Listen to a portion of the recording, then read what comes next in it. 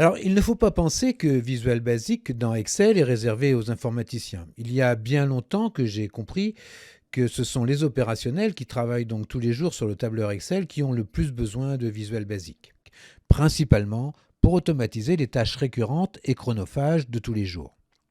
Alors, la crise sanitaire que nous traversons a été et est encore une belle opportunité pour repenser la formation en général. Alors, j'ai compris très tôt que mes formations que j'aimais tant dispenser en présentiel devaient également pouvoir être proposées à distance et à la carte. Tous les outils de conception sont aujourd'hui disponibles et je dirais à faible coût. Il faut juste investir un petit peu de temps. Alors, si vous appréciez le contenu, n'hésitez pas à vous abonner à la chaîne. Un petit pouce bleu, vous savez, ça fait toujours plaisir. Activez la cloche, ça vous permettra d'avoir la primeur du prochain épisode. Et n'hésitez pas à laisser dans les commentaires les sujets que vous aimeriez que l'on traite ensemble. Bien, ceci étant dit, revenons à notre petite application que nous sommes en train de développer. Alors nous avons, dans l'avant-dernier épisode, abordé l'interface graphique de la console VBA en commençant à développer un formulaire dans lequel nous avons inséré une listbox pour la charger avec les groupes et chanteurs de notre collection de disques vinyles. Rappelez-vous, la colonne B de notre feuille de travail nommée vinyle. Nous avons vu dans le dernier épisode comment récupérer les items d'une listbox pour les afficher dans une textbox. Ceci dans un but purement pédagogique pour apprendre à manipuler les différentes méthodes de sélection d'une listbox et pour voir également la propriété multiline d'une textbox qui, des fois, sera très utile. Nous allons repartir de notre avant-dernier formulaire qui s'appelait UF Listbox Loading pour le faire évoluer afin que la sélection d'un groupe ou chanteur nous permette d'afficher dans une nouvelle listbox, qu'on appellera une listbox héritée, les albums se trouvant dans notre collection de disques vinyles enregistrés par ce groupe ou ce chanteur. Nous afficherons le titre des albums, l'année et le prix. Je vous mets dans la description le lien avec la correction de ce que nous avons vu la dernière fois, avec tous les éléments associés à notre projet VBA en cours de développement. Alors, comme pour chaque épisode, je vous mets également dans le répertoire module FRM le user form que nous allons développer ensemble dans cet épisode. Alors bien sûr, je ne l'intègre pas dans votre projet VBA afin que nous puissions le développer ensemble.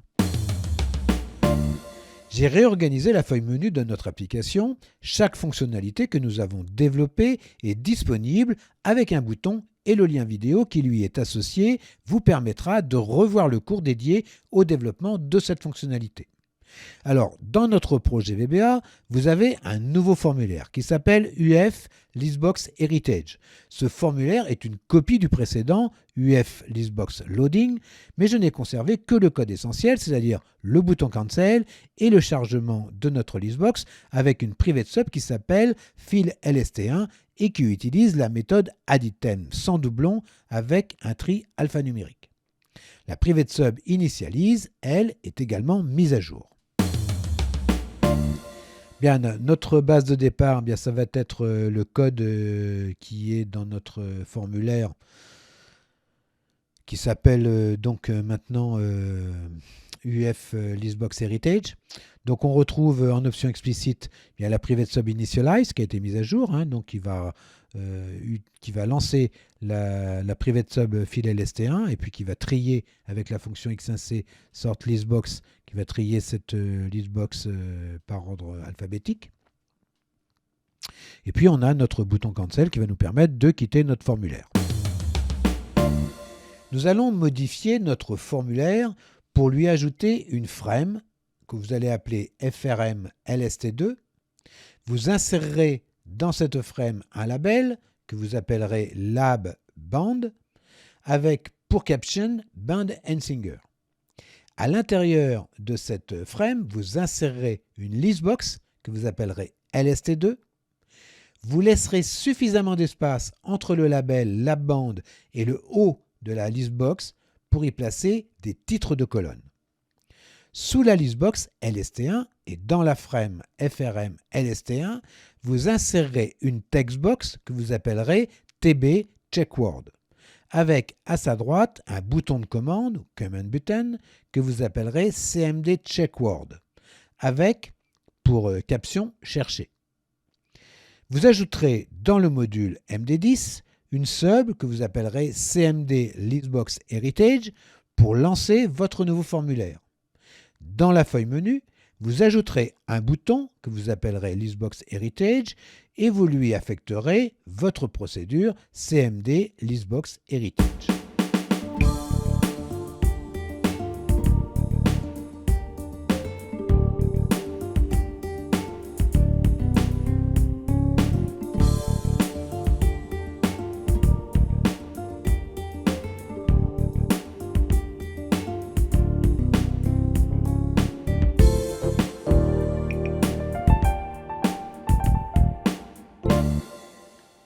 Alors, un petit rappel pour tous ceux qui n'ont pas suivi la formation Excel OneClick.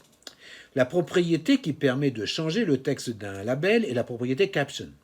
Afin de pouvoir rendre visible notre item sélectionné dans tout notre module, nous allons déclarer une variable string de niveau module que nous allons appeler bound et que nous placerons sous option explicite en tête de module. Une variable de niveau module, déclarée donc en tête de module après option explicite, avec la déclaration dim, est visible dans toutes les procédures du module dans lequel elle est déclarée. Donc on va créer une private sub qui va s'appeler lst1 item select. On va faire un dim L as integer, on va définir une variable L comme un entier qui sera un incrément de boucle qui nous permettra de scruter tous les items de notre listbox. On fera un if me lst1 .listCount égale 0, alors exit sud, then exit sub. Donc si notre listbox est vide, eh bien on sortira de notre procédure. Sinon, on fera une boucle for next, for L égale 0 to me lst1.listCount-1, donc pour une boucle for next sur tous les items de notre listbox. Et si if me lst1.selected de L égale true, then, c'est-à-dire qu'on aura trouvé l'item qui est sélectionné, dans ce cas-là, notre variable module string qui s'appelle bound prendra la valeur de me.lst1.list, premier argument L, donc la ligne qui est en scrutation, et 0, la colonne de notre textbox, puisqu'on n'a qu'une seule colonne. Et puis, on aura trouvé notre groupe et chanteur, donc on fera un exit for, le endif, le next L pour incrémenter notre boucle, et puis notre label qui s'appelle me.labbound, on changera sa propriété caption pour lui mettre dedans le contenu de la variable string, la variable module string qui s'appelle bound. On retrouvera donc le nom de notre groupe ou chanteur. Voilà, et puis on aura notre NC. Chargement d'une listbox héritée. Donc on va écrire une private sub qu'on va appeler fill lst2. Alors j'utilise toujours fill pour le nom de mes procédures qui font le chargement d'une listbox. Et puis derrière, le nom de la listbox. Parfois j'utilise un suffixe qui permet d'identifier la méthode que je vais utiliser dans le chargement de mes items si j'applique un filtre. On verra ça un petit peu plus tard. Ça permet d'avoir un nom de procédure explicite qui nous permet de savoir exactement ce que cette procédure va réaliser. Donc on va faire un dim ws as worksheet, rg as range, mycell as range et l as integer. L, ça sera le numéro de ligne de notre listbox et un incrément de boucle. Donc on va faire setWS égale worksheet vinyle, donc on va définir notre objet WS comme étant notre feuille de travail où il y a notre collection de vinyle, notre collection de disques vinyles. On va faire un set RG X-insert range object, donc on va réutiliser cette fonction XLOneClick qui nous permet de faire une collection range. Le premier argument WS, ça sera notre feuille de travail. Le deuxième argument, ça sera la première ligne de données. Et le troisième argument, ça sera notre colonne de données. La colonne 2 dans laquelle on a le nom de nos groupes et chanteurs. On va ouvrir un bloc with lst2, donc avec ma listbox lst2, un point clear pour nettoyer notre listbox, et puis un point colonne compte égale 3 pour définir le nombre de colonnes que nous allons avoir dans notre listbox lst2, que nous allons définir. Alors une nouvelle fonction XL1Kick qui se trouve dans le module MD99 X1CIG. Rappelez-vous, je vous ai dit dans le dernier épisode qu'une listbox pouvait contenir 10 colonnes, de 0 à 9. Mais il faut savoir également que le nombre de lignes maximum d'une listbox est de 32 757, soit la valeur d'un entier d'un integer. La valeur maximum d'un entier d'un integer. Alors c'est toujours un peu galère pour mettre les titres de colonnes dans les listbox avec la méthode addItem. La fonction x1c listbox_title va nous éviter de nous prendre la tête. En effet, si on veut intégrer les titres de notre tableau dans notre listbox, il va se trouver sur la ligne 1 de notre listbox, et puis quand on va utiliser l'ascenseur, eh bien on va perdre les titres de colonnes, ils vont partir avec l'ascenseur. Donc on prend pour habitude dans une listbox de mettre le titre des colonnes dans des labels au-dessus de la listbox. Et cette fonction x1c listbox_title va créer des labels et puis va les mettre au-dessus de nos colonnes et va définir la largeur de nos colonnes. Vous allez voir, c'est très pratique.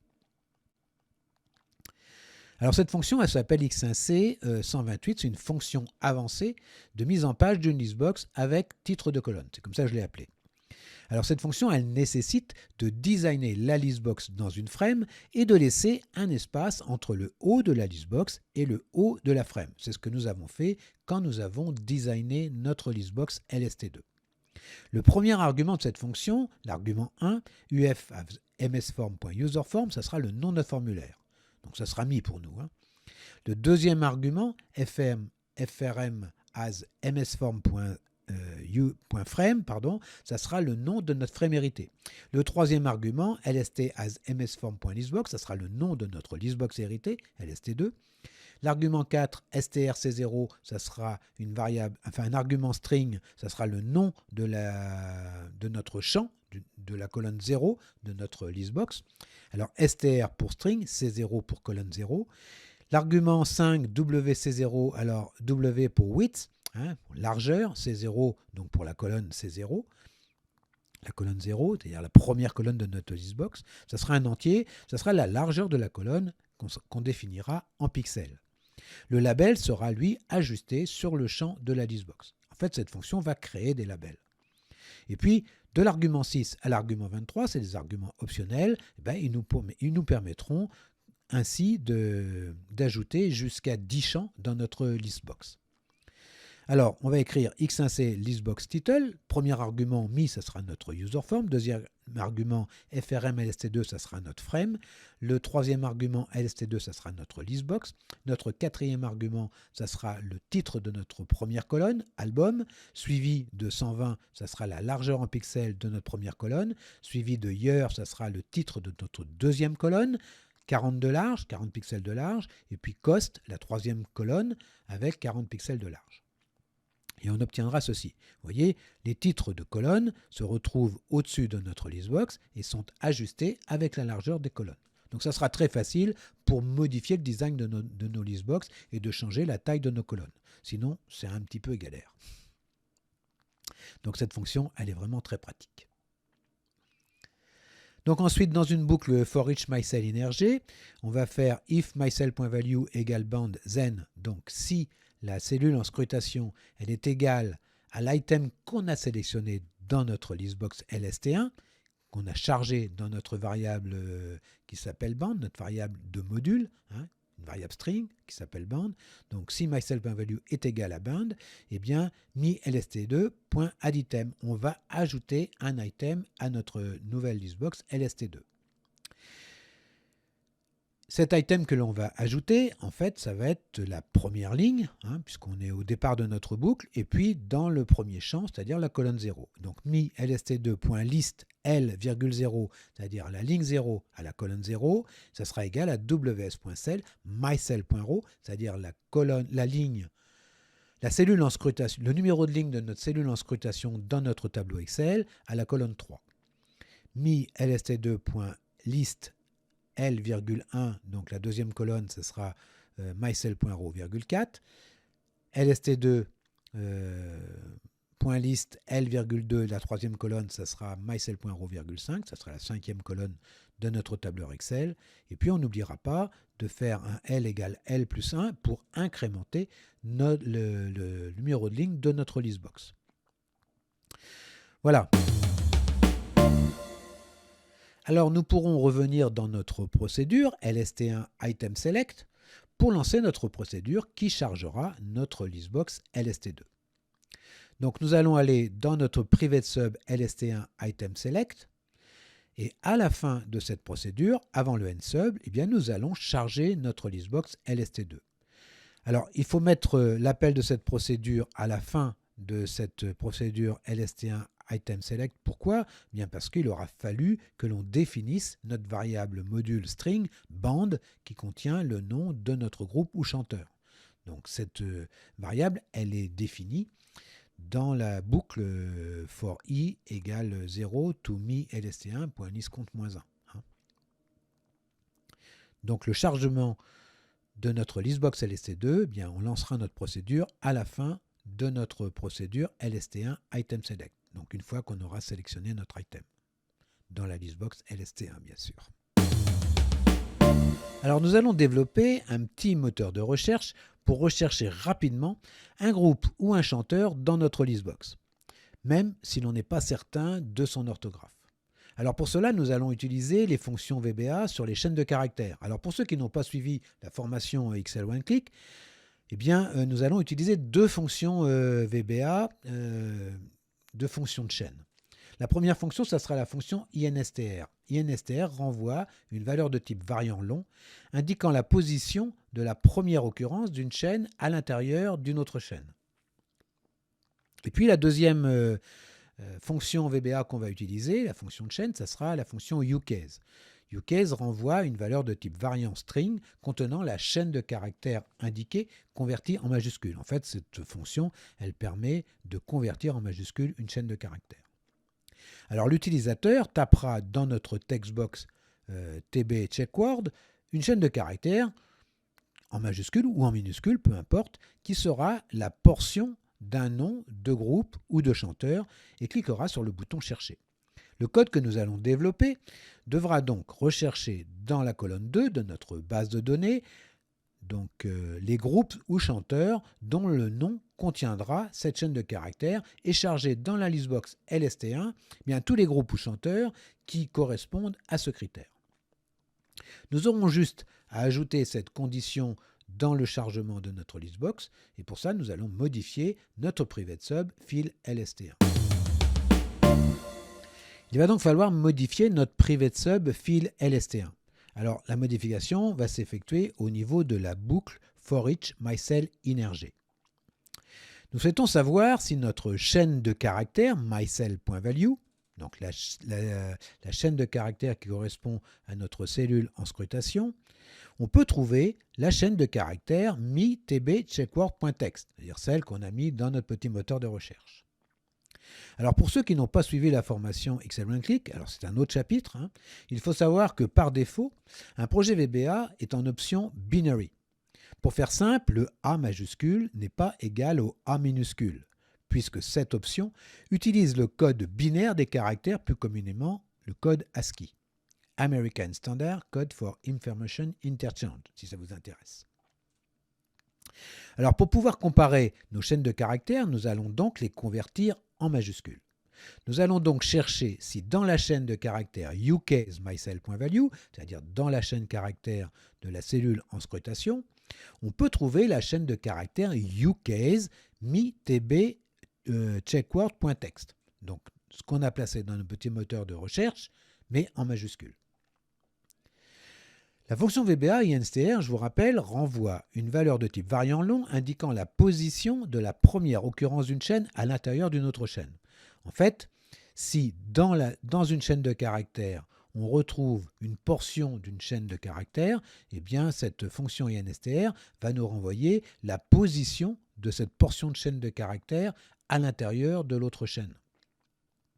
Donc en fait, ce qu'on veut savoir, c'est où est positionné, ce que l'on veut savoir, c'est si dans notre chaîne de caractères, il existe bien la portion de chaîne que l'on a rentrée dans notre moteur de recherche.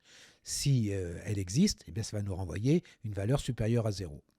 Donc si cette fonction renvoie 0, cela veut dire que la chaîne de caractères de notre textbox n'a pas été trouvée. Donc cette condition, on va l'écrire comme ceci. If INSTR uCase myCell.value, c'est-à-dire si à l'intérieur de ma chaîne de caractères dans ma cellule en scrutation, je trouve la chaîne de caractères transformée en majuscule de me_tb_checkword.text. Donc, si cette fonction INSTR, elle va me renvoyer une valeur. Si elle retrouve cette chaîne, elle va me renvoyer une valeur supérieure à 0, qui sera la position de ce petit bout de chaîne à l'intérieur de l'autre. Et puis si elle renvoie 0, ça veut dire qu'elle ne l'a pas trouvé, tout simplement. Donc si cette fonction renvoie une valeur supérieure à 0, bien nous allons charger notre listbox. Donc on mettra for each myCell_energy, donc if INSTR ucaseMyCell.value, ucase me_tb_checkword.text supérieur à 0, then, eh bien, on exécutera le code qu'on avait à l'intérieur de notre boucle for each, avec la méthode scripting dictionary. Et puis on mettra notre endif avant le next mycell, tout simplement, pour exécuter le chargement de notre listbox à l'intérieur de notre condition que l'on vient de définir, qui correspond à notre moteur de recherche. Bien, maintenant, il nous reste à coder notre bouton CMD checkword. Alors, je vous rappelle les deux méthodes pour coder le contrôle d'un user form. Soit on fait un double-clic sur la représentation graphique de notre contrôle, ou dans la console VBA, on sélectionne le contrôle avec la liste déroulante en haut à gauche de la console, et puis on sélectionne l'événement que l'on veut coder avec la liste déroulante en haut à droite. Donc, si on fait ceci, on va ouvrir une private sub CMD checkword avec l'événement click. Il nous faudra lancer notre procédure de chargement de notre listbox LST1 que l'on vient de modifier. Donc on va faire file LST1. On va appeler notre private sub file LST1. On va trier notre listbox par ordre alphabétique avec la fonction x1c sort listbox. Donc on va simplement mettre notre fonction. Alors je vous rappelle, cette fonction, il y a plusieurs arguments. Le premier argument, c'est le nom de notre listbox, donc ça va être mi-lst1. Le deuxième argument, ça sera la colonne, il n'y en a qu'une, donc ça sera la colonne 0. Et le troisième argument, optionnel, ce sera false. S'il était true, ça voudrait dire qu'on veut trier une colonne avec des valeurs numériques, mais comme il est false, on trie une colonne avec des valeurs qui sont des chaînes de caractères. Et puis on va vider notre textbox tb_checkword de son contenu, puisque ça ne sert plus à rien de laisser le mot que l'on a rentré dans notre moteur de recherche. Donc on va faire me_tb_checkword.text égale une chaîne de caractères vide. Bien, nous voilà arrivés à la fin de cet épisode. J'ai dû vous dire au début de cette série d'épisodes que la listbox était absolument incontournable dans le développement d'une application. Alors, si vous avez apprécié cet épisode, n'hésitez pas à vous abonner à la chaîne. Un petit pouce bleu, vous savez, ça fait toujours plaisir. Et puis, activez la cloche, vous aurez la primeur du prochain épisode qui traitera de l'importation d'une image dans le formulaire. En fait, on va importer l'image de notre pochette de disque quand on aura sélectionné notre disque vinyle. Alors, il nous reste encore plein de choses à voir sur la listbox et puis sur les formulaires, bien sûr. Mais si vous souhaitez qu'un sujet particulier soit traité dans un prochain épisode, n'hésitez pas à laisser votre sujet dans les commentaires. Nous verrons comment le traiter ensemble, tout simplement. En attendant, portez-vous bien. Et puis, si vous êtes quelque peu Visual Basic, comme je dis souvent, je vous dis peut-être à bientôt.